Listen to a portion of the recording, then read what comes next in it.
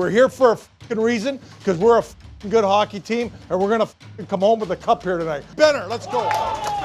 This is Jordan Binnington, moments before stepping onto the ice for the biggest game of his life. Game 7 of the 2019 Stanley Cup Finals. This should be the face of Canada's starting goalie at the upcoming Four Nations tournament, if they want to win a gold medal.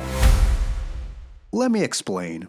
Right now, analysts are saying that the goaltending position is Team Canada's Achilles heel in the upcoming tournament. I don't think there's much question that goaltending is the biggest question mark facing Team Canada. Canada doesn't have any legends to throw between the pipes this tournament. No Marty Brodeur, Patrick Roy, or Roberto Luongo. That doesn't mean they don't have someone they can trust, cause Jordan Binnington isn't your regular goalie. For starters, the dude is a total psychopath. Come all the way down to drop the gloves, but the linesman has a hold of Binnington. Oh, let him go. Holy jumping. The goal at And look at 10:34. Something was said there, and he went right over and gave Shimmick one, and now he's going to go over David Dubnyk. Here we go.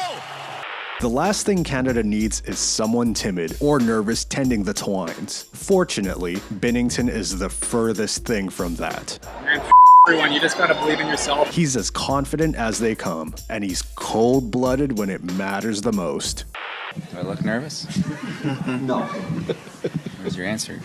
Binnington is battle-tested and has proven himself as a fearless and clutch performer. Let's rewind a little bit and paint a clearer picture of who Binnington really is. In 2011, he was drafted in the 3rd round by St. Louis. Then in 2013, he made the Canadian World Junior roster where he mostly served as Malcolm Subban's backup. So he was a pretty highly touted prospect. In 2013, Binnington graduated to professional hockey. Going to the ranks, same as in junior, just being a pro and trying to get better every day and having fun with your teammates, and that's what it's all about. St. Louis was deep in net. They had a solid NHL tandem in Brian Elliott and Yaroslav Halak at the NHL level, as well as the top goalie prospect in Jake Allen starting in the AHL. On top of that, they even had a guy named Matt Climie who had a few solid AHL seasons under his belt. So Binnington got assigned to the ECHL. It wasn't a slight on him, they just wanted him to get games. Binnington performed adequately all season as expected. He started and posted a save percentage of .922. Solid numbers. The Blues traded away Halak at the deadline, knowing they had Jake Allen ready in the ranks.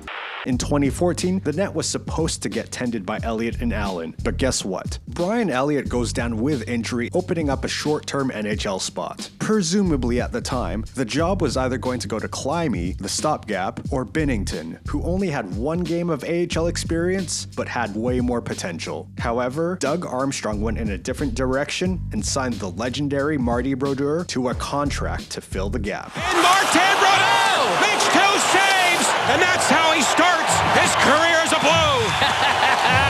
After just 7 games total, Elliott returned from injury and Brodeur announced his retirement and joined the Blues management team.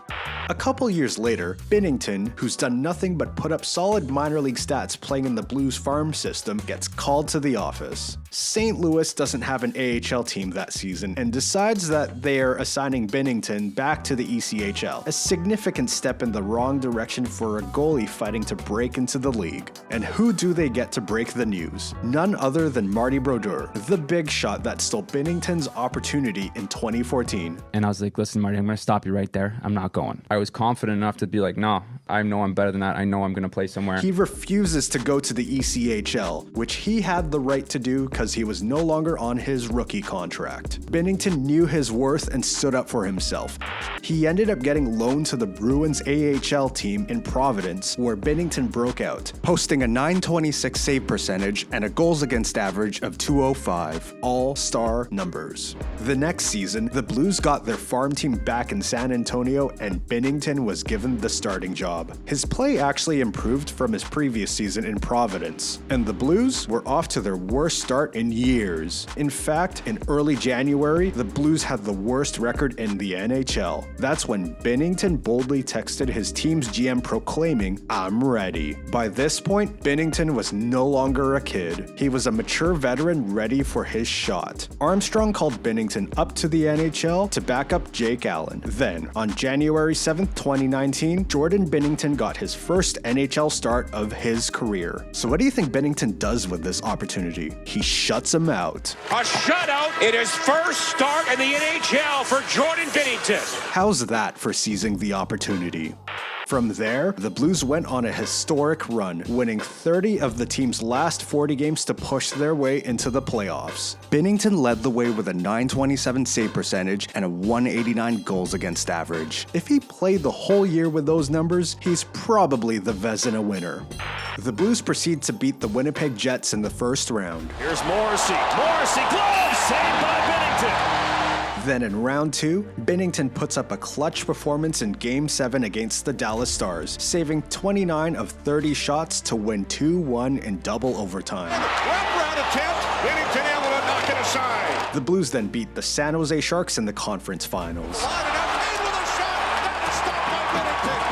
to match up against the Boston Bruins in the Stanley Cup finals.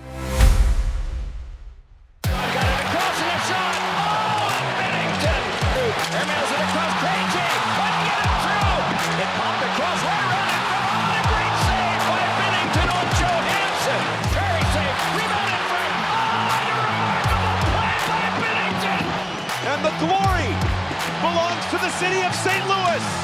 The Blues are 2019 Stanley Cup champions. We're Stanley Cup champions, baby! Over time, Binnington embraced his role as a misunderstood underdog and stays composed in all situations. When you hear the guy talk, it's not hard to understand how he won a championship. He's got the right attitude, an even-keeled approach, but knows how to flip a switch at any given moment when he needs to step it up. It's funny. Sometimes I'm out there in warm-ups and people are banging on the glass. And like in Vegas, for example, there's girls dancing in their bikinis or whatever. And I just feel like a zoo animal, you know? I'm like out there warming up and I'm down to be a lion, you know? So back to Canada and the Four Nation tournament coming up. They've announced the 3 attendees on the roster: Jordan Binnington, Adin Hill, and Sam Montembeault. Who should Canada start as the goalie in the Four Nations tournament? Let us know what you guys think in the comments. Montembeault is having a decent season with Montreal, but let's be real. The guy has never played in an NHL playoff game before. I'd be shocked if Canada threw him out to the Wolves. You gotta think they're looking at either Adin Hill or Jordan Binnington. Both guys are recently removed from Stanley Cup runs, but to me, Binnington is the obvious choice. This season, Bennington and Hill's numbers are very comparable, so it's not going to come down to stats. Instead, let's look at experience. Bennington now has 41 starts in the NHL playoffs compared to Hill's 17, and get this, Adin Hill has only played in 1 elimination playoff game in his career, which he lost last season to the Dallas Stars. Binnington, on the other hand, has played in 5 elimination games, in which he's 3-2 with a 2.0 goals against average and a .926 save percentage. Look, we're pretty aware that Jordan Binnington can be a bit of a psycho sometimes, but he's not only a calm, focused, and fierce competitor, he's ultimately the goalie that we trust to play in do-or-die games while representing the crest of Team Canada.